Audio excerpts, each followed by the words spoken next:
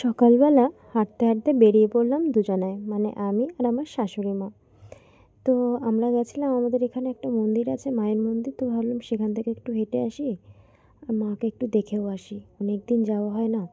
তো এই মাঠটা এত জল হয়ে যায়, মানে আমার সমান দুজন হয়ে গেলে যতটা জল হয় ততটা সমান জল। সেখানে দেখো জলটা শুকিয়ে এসছে, আর এই যে কচুরিপানায় ভর্তি নদীর জল।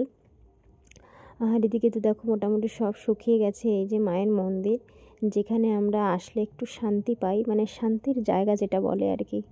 মানে মনটা একদম হালকা হয়ে যায়, মনে আর কোনো দুঃখ কষ্ট কিছুই থাকে না যেন।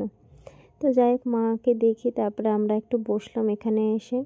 তো এখানে অনেকেই মাছ ধরছিল, পুঁটি মাছ নদী থেকে। আর দেখো কি সুন্দর দুটো নৌকা আছে, ভাবছিলাম একটু নৌকাতে চড়েই নিই, কিন্তু না, দেখতেই খুব ভালো লাগছে। তো তারপর বরটাকে বললাম যে চলো আমাকে নিয়ে চলো, তা তো নিল না। তো যাই হোক, আমরা সেখান থেকে তাড়াতাড়ি করে শাশুড়ি মা আর আমরা দুজনে চলে আসলাম তাড়াতাড়ি করে। তো আসার সময় মাছ নিয়েছিলাম ওই কাকুর কাছ থেকে। মাছ নেওয়ার পর বাড়ি এসে তো রান্না বসাতে হবে। তো প্রথমে যাই হোক মাছগুলো আগে আমি কেটে নিয়েছি, তারপরে যে কচুরমুখী নিয়ে এসেছিলাম মাছ দিয়ে ভাবলাম করব। আর এই দেখো পালং শাক হয়ে গেছে গাছ, আর কি সুন্দর গাছগুলো কিন্তু বেশ সবকটা প্রত্যেকটা গাছ বেশ সুন্দর হয়েছে। তো যাই হোক, রীতিমতো সব কাজ গুছিয়ে আমি কিন্তু সকালের জন্য বানিয়েছিলাম রুটি, আর এদিকে করেছিলাম ডিমের অমলেট, আর কলা ছিল। ভাবলাম সকালে দুটো রুটি খাওয়া, তো এটা দিয়েই হয়ে যাবে।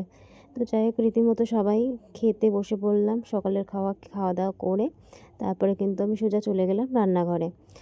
তো বাইরের কাজ মা সব কিছু গুছিয়ে নিয়েছে, তারপরে আমি রান্নার এদিকে চলে এসেছি রান্নাঘরে। মোটামুটি এদিকে আজ রান্না করব হচ্ছে দুপুরের খাওয়া।